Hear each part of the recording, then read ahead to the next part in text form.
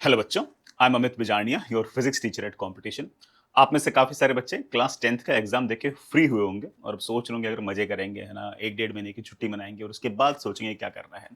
जिस बच्चे को सिर्फ और सिर्फ 11th और 12th की पढ़ाई करनी है वो बिल्कुल ऐसा कर सकते हैं, लेकिन जो बच्चे कॉम्पिटिटिव एग्जाम्स की प्रिपरेशन करने वाले हैं, जेई या नीट की प्रिपरेशन करने वाले हैं, they can not lose this time, है ना। उनको तो अभी से साइड बाय साइड पढ़ाई स्टार्ट कर देनी चाहिए, because competitive exams need time for everything. I have few points to make कि किस तरह से 11th क्लास आपको स्टार्ट करनी चाहिए। सिर्फ और सिर्फ स्टार्टिंग के पहले एक डेढ़ महीने में किन बातों का ध्यान रखना है, सिर्फ और सिर्फ वही मैं इस वीडियो के थ्रू डिस्कस करने वाला हूं। सबसे पहली बात, बेटा 10th और 11th का किसी प्रकार से कोई कंपैरिजन नहीं है। आप लोगों ने फिर भी क्लास 10th की अच्छी खासी हाइप बना रखी है एग्जाम की, but we all know that कि जैसे बाकी सारे क्लास के एग्जाम होते हैं बेटा, वैसे क्लास 10th के एग्जाम होते हैं। लेकिन 11th क्लास में जैसे ही हम लोग कॉम्पिटिटिव एग्जाम की तरफ आते हैं, बोर्ड की बात नहीं कर रहा, जैसे हम कॉम्पिटिटिव एग्जाम जेई नीट की तरफ आते हैं, वैसे क्लास 11th और 12th जो वो काफी डिफरेंट हो जाती है हमारी क्लास 10th से। यहाँ पर सिलेबस आपके पास ज्यादा रहेगा, सिलेबस जो होगा वो टफ भी होगा। उस सिलेबस के अंदर बेटा अब जो कॉन्सेप्ट्स है, कैलकुलेशंस है, मैनिपुलेशंस है, उनका रोल और ज्यादा लगातार आता जाएगा। कैलकुलेशंस जो हैं वो और टफर होंगी, हर सवाल के अंदर कोई ना कोई डिफरेंट टाइप की मैनिपुलेशन होगी जो आपको सीखनी पड़ेगी और किसी और सवाल में आपको लगानी पड़ेगी। यहाँ पर जो कॉन्सेप्चुअल क्लैरिटी है वो एक अलग लेवल पे आपको चाहिए होगी। जब तक कॉन्सेप्ट्स क्लियर नहीं होंगे तब तक हम आगे बढ़ ही नहीं सकते। क्लास 10th में हम फिर भी मान लो अगर कॉन्सेप्चुअल क्लैरिटी ना भी हो तो एक लिमिटेड सिलेबस होता है, तो हम चीजों को याद करके भी आगे काम चला सकते हैं। ऑफ कोर्स, है ना, इट इज मोर कॉम्पिटेटिव, है ना। क्लास 10th में तो ठीक है, मेरे भी 95 परसेंटाइल है, मेरे दोस्त की भी 95% परसेंट आए, कोई दिक्कत नहीं, है ना, दोनों खुशी खुशी मजे कर रहे हैं। लेकिन जैसे कॉम्पिटेटिव एग्जाम की बात आएगी, जैसे जेई नीट की बात आएगी, तो फर्क पड़ेगा कि मेरी 5,000 रैंक आई, उसकी 4,000 रैंक आई है, उसको वाली ब्रांच मिलेगी और मुझे वाली ब्रांच मिलेगी। यहाँ पर अब कंपेरिजन थोड़े से आपके पास ज्यादा होंगे। जैसे आप क्लास 11th के अंदर आएंगे, फिजिक्स में आपको जो सबसे पहला चैप्टर पढ़ना है दैट इज मैथमेटिकल टूल्स। इसमें हम मैथ्स पढ़ाते हैं, फिजिक्स के अंदर मैथ्स पढ़ाते हैं, और वो भी कौन से मैथ्स जो क्लास 12th में मैथ्स पढ़ते हो ना, वो आपको फिजिक्स के अंदर आपको हम पढ़ाते हैं। बच्चे अगर चेक करना चाहें तो हमारे यूट्यूब चैनल में इसकी प्लेलिस्ट चेक कर सकते हैं। मैंने बिल्कुल प्रॉपर बढ़िया तरीके से सारे सारे मैथमेटिकल टूल पढ़ा रखी है। केमिस्ट्री के अंदर मोल कंसेप्ट जो चैप्टर है उसका पहला चैप्टर मान सकते हो। हालांकि इंट्रोडक्शन टू केमिस्ट्री भी एक एनसीईआरटी में चैप्टर है, लेकिन वो सिर्फ ऐसे एक, है ना, मतलब थ्योरी वाला टाइप का मामला है। एक्चुअल चैप्टर आपका मोल कंसेप्ट ही रहेगा। मैथमेटिक्स के अंदर बेसिक मैथमेटिक्स या फिर फंडामेंटल्स ऑफ मैथमेटिक्स नाम के आपके पहले चैप्टर होंगे। ये सारे के सारे जो चैप्टर होंगे वो बेटा आपको हमारी यूट्यूब की प्लेलिस्ट में आपको मिल जाएंगे। इस वीडियो के कमेंट बॉक्स में मैं सारे सारे चैप्टर को डाल दूंगा। बायोलॉजी के अंदर सेल्स यूनिट ऑफ लाइफ जो है उसका पहला चैप्टर मान सकते हो, वो भी मैं लिंक के अंदर डाल दूंगा। सबसे पहले आपको ये डिसाइड करना है कि मुझे सेल्फ स्टडी करनी है या फिर किसी इंस्टीट्यूट के अंदर ऑनलाइन या ऑफलाइन पढ़ना है। आई वुड से दैट कि, है ना, सेल्फ स्टडी की बजाय किसी न किसी प्रॉपर इंस्टीट्यूट के अंदर जाके पढ़ाई करनी चाहिए। उसमें से ऑनलाइन पढ़ना है या ऑफलाइन पढ़ना है, आप बड़े आराम से इत्मीनान से डिसाइड कर लीजिएगा। ऑफलाइन थोड़ा सा मेरे ख्याल से बच्चों को ज्यादा एनफोर्स करता है सिस्टमेटिक तरीके से पढ़ने के लिए। ऑनलाइन के अंदर जो बच्चा थोड़ा सा, मतलब, है ना, डिसिप्लिन है वही पढ़ पाता है, हर कोई बच्चा नहीं पढ़ पाता। अपने हिसाब से डिसाइड कर लीजिएगा। मुझे जो मेन बातें करनी थी वो बेटा ये वाली हैं। ये सारी की सारी बातें मैं सिर्फ और सिर्फ अपने एक्सपीरियंस से, प्लस मैंने जो इतने साल तक जो 11th क्लास के जो बच्चे पढ़ाए हैं उन्होंने जो गलतियां की उसकी बेसिस के ऊपर बोल रहा हूँ। सबसे पहली बात, जो शुरुआत में जो सिलेबस आएगा आपके पास वो काफी ओवरवेलमिंग होगा, काफी टफ लगेगा। So have patience. तो शुरुआत के अंदर बड़ा patience plays quite big role. मैंने ऐसे ऐसे बच्चे देखेंगे क्लास 11th के अंदर मैथमेटिकल टूल को जब उसने बच्चे ने पहली बार डिफरेंशिएशन पढ़ा तो बच्चा रोने लग गया कि सर ये डिफरेंशिएशन तो बिल्कुल भी समझ में नहीं आया। और उसी बच्चे ने आराम से पेशेंटली पढ़ाई की और उस बच्चे की बाद में अंडर 50 के आसपास रैंक आई। तो मैं कहने की कोशिश कर रहा हूं कि पहला जो एक डेढ़ महीना होगा वो कई बच्चों के लिए काफी ओवरवेलमिंग होगा, खासतौर से फिजिक्स और मैथमेटिक्स के अंदर। केमिस्ट्री में फिर भी ठीक है, मोल कंसेप्ट है, तो मोल कंसेप्ट एक तरीके से एक यूनिटरी मेथड टाइप का मामला है, तो किसी बच्चे का अगर ठीक ठाक अगर आईक्यू तो बड़े आराम से उसका काम चल जाता है। लेकिन फिजिक्स और मैथमेटिक्स में दोनों में ही मैथमेटिक्स शुरुआत के अंदर पढ़ा रहे हैं और वो थोड़ा सा ज्यादा डिमांड करता है कि आप थोड़ा सा पेशेंटली उसको समय दे। तो पहला एक डेढ़ महीना थोड़ा सा टफ निकलता है। जो भी बच्चे जेई या नीट की प्रिपरेशन करते हैं वो पहले एक डेढ़ महीने में हार मान जाते हैं। तो पहले एक डेढ़ महीने के अंदर थोड़ा सा पेशेंस रखें, थोड़े से चैप्टर थोड़े से ओवरवेलमिंग हो गए उनको थोड़ा सा समय दीजिए, समझने में, कॉम्प्रिहेंड होने में थोड़ा सा समय लगेगा। उसमें एक चक्कर ये भी है कि क्लास 10 तक आपने जो कुछ पढ़ा होता है ना वो सारी बातें आपको समझ में आती है। आपने 100 चीज पढ़ी, 100 की 100 बात आपको समझ में आई है। जैसे आप क्लास 11th में आते हो तो पहली बार ऐसा होता है कि आपने 100 चीज पढ़ी, उसमें सिर्फ और सिर्फ 60 ही समझ में आई, 40 समझ में आई नहीं, तो थोड़ी ईगो हर्ट होती है कि यार ये कैसे होगी मेरे साथ। ऐसा होगा, और जो बाकी 40 चीज है वो भी अगर आप पेशेंस रखोगे तो धीरे धीरे समझ में आ जाएगी। Patience is the key. दूसरा बेटा, कॉन्सेप्ट बिल्डिंग जो होगी वो आपके रट्टा मारने से बहुत ज्यादा इंपॉर्टेंट है। मैंने पहले इस बात को पॉइंट करा था। कॉन्सेप्ट्स को बिल्ड करें, है ना, कॉन्सेप्ट्स पर फोकस ज्यादा रखें और रट्टा मारने पर फोकस थोड़ा सा कम रखें। हाँ, कभी कभी ऐसा हो सकता है कि कोई पॉइंट को, है ना, आपका टीचर ऐसा बोलते कि बेटा एक बार याद कर ले, बाद में समझ जाएगा। एंड ऐसा होगा, है ना? ऐसा हो सकता है कि शुरुआत में आपको टीचर बोल दे बेटा एक्स स्क्वायर का डिफरेंशिएशन 2x होता है, प्लीज आज मान ले, लेकिन कभी ना कभी 1 डेढ़ साल में ऐसा होगा कि आपको एग्जैक्टली क्लैरिटी होगी कि यार एक्स स्क्वायर का डिफरेंशिएशन 2x ही क्यों हुआ। तो हमेशा एक कॉन्सेप्चुअल क्लैरिटी है, उसको ज्यादा वेटेज देना है चीजों को याद करने और रट्टा मारने के मुकाबले।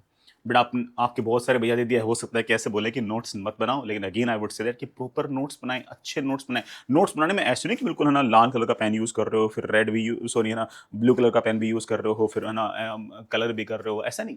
बिल्कुल एक सिंपल एक बेसिक से नोट्स बना लिया करो, जिसमें आप अपने थॉट्स भी लिख सको, जो आप क्लास में पढ़ रहे हो वो भी लिख सको, और अपनी कोई इंपॉर्टेंट बात हो आपको लगे तो वो भी साइड बाय साइड लिखते रहा करो। क्लास नोट्स बनाते वक्त बहुत ज्यादा टाइम स्पेंड ना करें, लेकिन आप अपनी सारी सारी इंपॉर्टेंट बातें लिख लिया करो। जो बच्चे ऑनलाइन पढ़ेंगे ना वो क्या कर सकते हैं कि सारे के सारे क्लास नोट्स, जैसे मान लो लेक्चर है ना तो उसका पीडीएफ साइड में मिल जाता है, तो आप दो काम कर सकते हो। पहला तो ये कि पहले पीडीएफ से सारे सारे नोट्स बना लिए, फिर लेक्चर देख लिया, एक रास्ता ये है। दूसरा रास्ता है कि पहले लेक्चर देख लिया और लास्ट में पीडीएफ से नोट्स बना लिए। दोनों में से कोई सा एक काम आप कर सकते हो। साथ साथ नोट्स बनाने में थोड़ा सा टाइम ज्यादा लगता है, लेकिन ऑफलाइन वाले जो बच्चा है ना वो अगेन क्लास के साथ साथ ही अपने नोट्स लगातार बनाता रहे, लेकिन नोट्स जरूर बनाए। कोई भी आपको कुछ भी कहे कि नोट्स नहीं बनाने, तो इसका मतलब वो आपका हित चाहता है, आपका बुरा चाहता है। नोट्स बनाने हैं, 11th क्लास के बच्चों को नोट्स बनाने हैं। अगला पॉइंट, बड़ा हमेशा कोशिश करें कि आप किसी सिंगल सोर्स को फॉलो करें। आपने डिसाइड कर लिया कि यार मुझे तो है ना इस जगह से फिजिक्स पढ़नी है, तो पूरे 2 साल उसी जगह से फिजिक्स पढ़ें। हाँ, उसको चूज करते वक्त आप सारे के सारे एंगल सोच लो कि यार कहाँ सीरियस पढ़ाई होती है, कहाँ सिंसियर पढ़ाई होती है, और मेरी वाइब्स कहाँ मैच होती है ना? ऐसा हो सकता है कि बच्चा बहुत तेज आईक्यू का हो और बहुत ही सिंपलिस्टिक उसे कंटेंट मिल जाए, तो उसकी वाइब्स वहां पर मैच नहीं होंगी। इसका उल्टा भी हो सकता है। तो आपकी जहां पर वाइब्स मैच करती हो वहां पर आप पढ़ाई करें, और वहां पर आप लगातार फिर 2 साल वहीं से लगातार पढ़ें। अगर आपके ऑफलाइन इंस्टीट्यूट के अंदर आपकी मान लो कि वाइब्स मैच हो गई है, आप बिल्कुल बिल्कुल फुल्ली सेटिस्फाइड हो, ऑनलाइन देखने की जरूरत ही नहीं, कोई यूट्यूब देखने की आवश्यकता ही नहीं है, लेकिन वहां पर वाइब्स मैच ना करती हो, सिर्फ और सिर्फ उस केस के अंदर ही आपको दूसरे सोर्सेस पे जाना चाहिए। अगेन बेटा, आप में से कुछ बच्चे होंगे ना वो आज ही है ना जेई नीट की तैयारी करने के लिए ना खूब सारे पापा को बोले कि पापा चलो, है ना आज खूब सारी किताबें लेके आते हैं, है ना, और वो खूब सारी है ना purple book, red book, black book, है ना, येलो बुक लेके आएंगे भयंकर तरीके से, और उन बुक्स को वो अगले 2 साल तक छेड़ेंगे भी नहीं, उठा के देखेंगे भी नहीं। मैं आज ही बोल रहा हूं किसी भी बुक को आज मत लाएं, बाद में लेना। अभी तो आप जिस भी इंस्टीट्यूट में आप एडमिशन लोगे उन्होंने आपको कोई ना कोई मटेरियल प्रोवाइड कराया होगा, और वो आपकी नंबर 1 प्रायोरिटी है। उस इंस्टीट्यूट के मास्टरों ने ये सारी बुक्स पढ़ रखी हैं, उनको पता है इन बुक्स में क्या सवाल है। उन बुक्स के अंदर जो भी आपके काम के सवाल हैं उन्होंने पहले से ही सारे के सारे सवाल आपके लिए अलग से बना रखे। You need not to worry about that. और उनका जो मटेरियल है वो ज्यादा ग्रेडेड है। एक्सरसाइज उनमें बेसिक सवाल है, उसके बाद थोड़े जेई मेन के अलग से बुकलेट होगी, उसके बाद है ना एडवांस टाइप के सवाल होंगे, उसके बाद एडवांस के अलग से कोई बुकलेट टाइप होगी। उनका मटेरियल ज्यादा ग्रेडेड है, उस पर फोकस ज्यादा करें। हाँ, उसके बाद भी अगर मान लो कि 3-4 महीने बाद आपको लगे मैं तो बहुत भयंकर फूड हूँ, मैंने तो सारा सारा कोचिंग का मटेरियल निपटा लिया, उसके बाद भी मेरे पास रोज 1 घंटा एक्स्ट्रा बचते हैं, जो आपको बुक पसंद हो वो करो, लेकिन कब 4 महीने बाद ही कोई बुक लेके आना, उससे पहले मत लेके आना, ठीक है। नेक्स्ट इज, जब भी बेटा कोई थ्योरी पढ़ो सवाल साथ साथ करो। यहां पर बच्चा जैसे मान लो कि लेट से कि ना, है ना, किसी बच्चे को है ना 100 तक बात समझनी है, लेक्चर आपको सिर्फ और सिर्फ उस 100 में से 40 से 50 के आसपास बात समझा पाएगा। जो बाकी 40-50 बात है वो आप सवाल करते करते सीखते हो, टेस्ट देते देते सीखते हो। इसलिए 11th क्लास में इंपॉर्टेंट चीज ये है कि आप फिजिक्स, मैथमेटिक्स, केमिस्ट्री जैसे अच्छे अच्छे जो टॉपिक्स हैं वो बच्चा तब सीखता है जब उसके साथ साथ सवाल करता है। लेट्स से कि आपने आज ground to ground projectile motion पढ़ा और आपने देखा कि रेंज कैसे निकालते हैं, मैक्सिमम हाइट कैसे निकालते हैं, टाइम ऑफ फ्लाइट कैसे निकालते हैं, वेलोसिटी कैसे वेरी करती है, तो उन सारे के सारे कॉन्सेप्ट पर आप उसी दिन सवाल लगाओ। और हमने तो इवन हमारी कंपटीशन की जो ऐप है उस पर हर सारे के सारे 19 से लेकर 26 के जितने भी जेई के प्रीवियस ईयर क्वेश्चंस है ना, हमने उनको इन सब टॉपिक वाइज में बांट रखा है कि बच्चा वहां जाकर है ना हर सब टॉपिक के हिसाब से सवाल कर सके। तो ऐसे ग्रेडेड तरीके से सवाल करो, जो चीज आपने जिस दिन पढ़ ली उसी दिन आप उसका सवाल निपटाओ। ये नहीं कि हाँ यार मैंने थ्योरी देख ली है अब मैं सवाल 10 दिन बाद करूंगा, नहीं नहीं, सीखने का तरीका डिफरेंट है। साइंस और मैथ्स सीखने का जो तरीका है वो आज तक अपनी 10th क्लास के सीखने के तरीके से काफी डिफरेंट है। यहाँ पर आप तभी सीखोगे जब आपने कोई चीज सीखी, आप उसको उसी दिन इंप्लीमेंट करो, और इंप्लीमेंट करने पर हम और ज्यादा लगातार सीखते हैं। तो सिर्फ और सिर्फ लेक्चर जो है वो आपको आधी चीज सिखाएगा, बाकी आधी चीज किससे सीखोगे? आप हमेशा अपने होमवर्क से, मतलब प्रैक्टिस से प्लस टेस्टिंग से ही सीखोगे।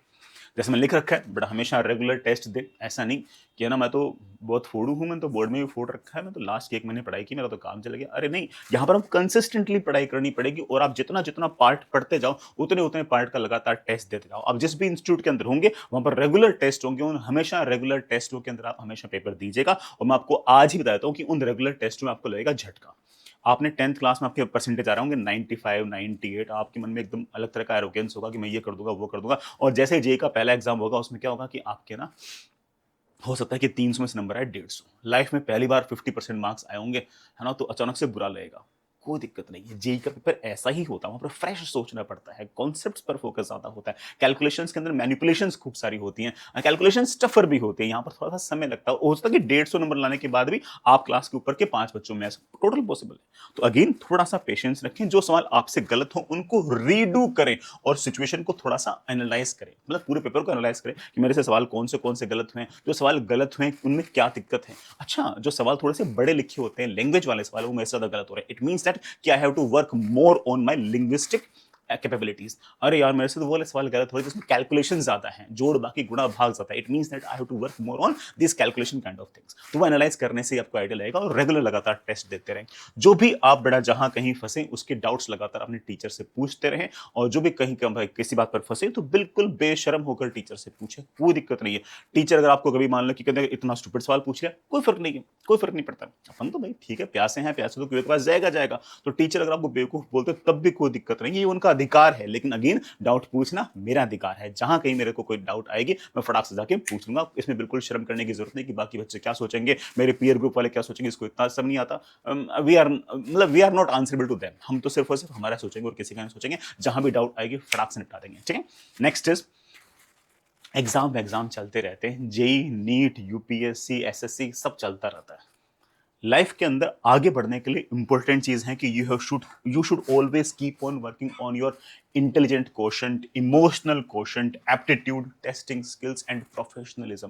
काम इन पे करो। जो आप साइंस पढ़ रहे हो उसका पढ़ने का तरीका ऐसा होना चाहिए कि आपका IQ, aptitude, analytical skills, scientific जो आपका एप्टीट्यूड है वो लगातार बेटर हो। ये इंपॉर्टेंट है। जेई तो हो जाएगा, तो प्रोसेस का हिस्सा है, हो जाएगा।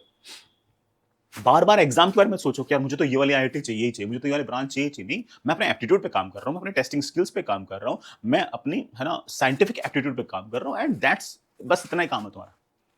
और अगर कोई टीचर बढ़िया तो वो तुम्हारे अंदर सारे सारी चीजें डेवलप कर देगा, किसी भी सिचुएशन को सोचना कैसे है, किसी प्रॉब्लम को छोटे छोटे पार्ट्स में डिवाइड कैसे करना है, उसके अंदर लास्ट आंसर तक पहुंचना कैसे, वो कर देगा डेवलप। आप उस पर भरोसा रखो, ठीक है। सो इन बात पर थोड़ा सा फोकस ज्यादा रखें और एक्चुअल एग्जाम पर फोकस थोड़ा सा कम रखें। सोशल मीडिया को अवॉइड करें। अब बेटा अगेन है, थोड़ा सा, है ना, बुरा लगेगा आप लोगों को, बट मैं इस बात को क्लियरली बोलता हूँ कि आज के जमाने के अंदर लेट्स से कि ना जेई के 14 लाख बच्चे एग्जाम दे रहे हैं, उन 14 लाख बच्चों में से 13 लाख बच्चों को तो कंपटीशन से खत्म किसने कर दिया? सोशल मीडिया ने। वो बच्चा लगा पड़ा है इंस्टाग्राम के अंदर, रेडिट के ऊपर, है ना, स्नैपचैट के ऊपर, इनके ऊपर लगा पड़ा, वो अपना टाइम वेस्ट कर रहा है। लड़ाई सिर्फ और सिर्फ ऊपर के उस 1 लाख बच्चों के बीच में ही है जो सोशल मीडिया कम यूज करता है। Avoid social media and you. अगर आपने सारे सारी बातें अगर ढंग से अगर मान ली, आपके लिए बहुत ही शानदार निकलेगी और आपकी अच्छी खासी रैंक आएगी। फिर भी मेरे से कोई बात मिस हो गई हो, प्लीज मुझसे इसी वीडियो के कमेंट बॉक्स में पूछना, I will try to reply. पढ़ाई जरूर करते रहिएगा। ऑल द बेस्ट, स्वस्थ रहें, खुश रहें, बाय।